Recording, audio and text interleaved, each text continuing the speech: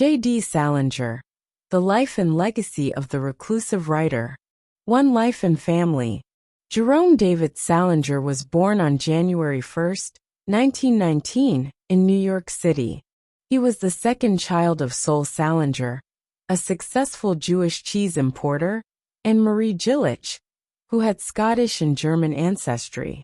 Raised in a privileged yet pressured environment, Salinger received his early education at various institutions, including the McBurney School and Valley Forge Military Academy, which later influenced his writing. After brief stints at New York University and Ursinus College, Salinger attended Columbia University, where he studied under Whit Burnett, a professor and editor who encouraged his literary ambitions. His writing career began to take shape in the early 1940s, and his stories were published in The New Yorker and other prominent magazines. During World War II, Salinger served in the U.S. Army, participating in significant events like the D-Day invasion and the liberation of a concentration camp. These experiences left a profound impact on him and were later reflected in his works. In his personal life, Salinger had multiple relationships and marriages.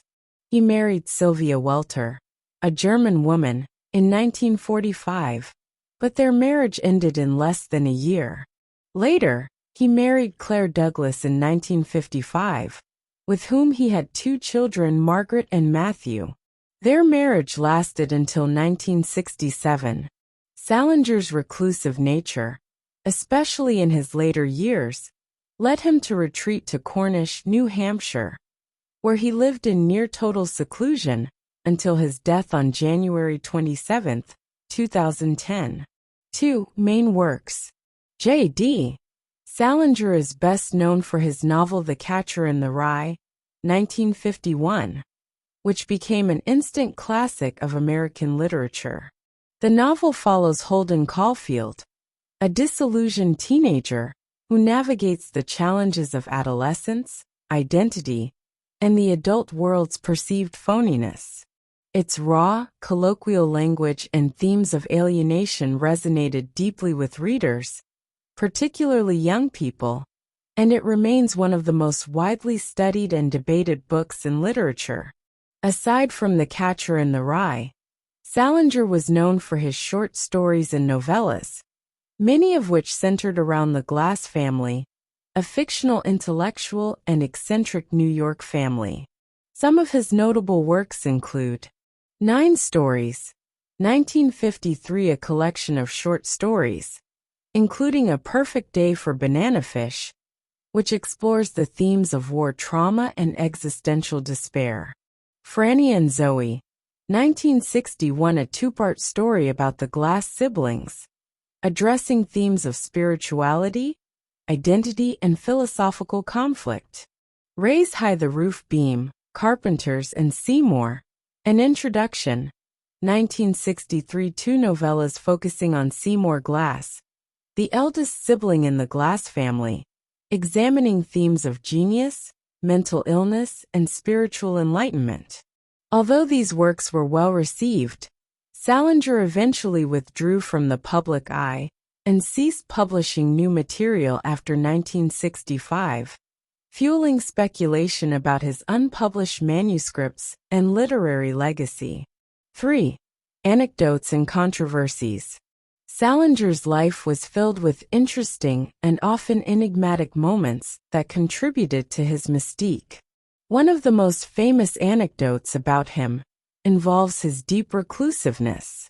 After achieving immense success with The Catcher in the Rye, he moved to Cornish, New Hampshire, where he avoided public attention and rarely gave interviews. He even discouraged fans from seeking him out, though some still attempted to visit his residence. Another well-known story involves his wartime experience. While serving in World War II, Salinger carried pages of an early draft of The Catcher in the Rye with him. This suggests that Holden Caulfield's character was already forming in his mind, influenced by the horrors of war that Salinger witnessed firsthand. His interactions with young women have also been a source of intrigue. Throughout his life, Salinger was known to pursue relationships with much younger women, including writer Joyce Maynard. He invited her to live with him in New Hampshire when she was only 18, and he was 53. Their relationship later ended abruptly, and Maynard wrote about the experience in her memoir At Home in the World to share unsettling details about his controlling and emotionally distant nature. Despite his literary acclaim, Salinger was not without controversy. One of the biggest debates surrounding him is the interpretation of The Catcher in the Rye. Over the years, the novel has been both celebrated and condemned. Some critics praised its honest portrayal of teenage angst and alienation, while others found its themes inappropriate. The book has been banned in various schools for its use of profanity, sexual references, and perceived promotion of rebellion. Another controversy revolves around his unpublished works. After ceasing publication in the 1960s, Salinger continued to write in private. It was rumored that he had left behind several completed manuscripts, but he never allowed them to be published during his lifetime. After his death, his estate announced plans to release some of his unpublished works, but as of now, much of his hidden writing remains unseen, leaving literary scholars and fans eager for what may come. For conclusion, J.D. Salinger remains one of the most enigmatic and influential figures in American literature. His groundbreaking novel The Catcher in the Rye continues to shape literary discourse, resonating with readers across generations. Despite his withdrawal from public life, his legacy endures through his work, sparking discussions on themes of isolation, identity, and authenticity. While controversies and personal eccentricities surrounded him, they only added to his mystique. Whether through his meticulous protection of privacy, his relationships, or his undisclosed writings, Salinger's impact on literature is undeniable. As readers continue to explore his works, his influence on modern storytelling and character development remains as potent as ever, ensuring that J.D. Salinger's name will live on in literary history.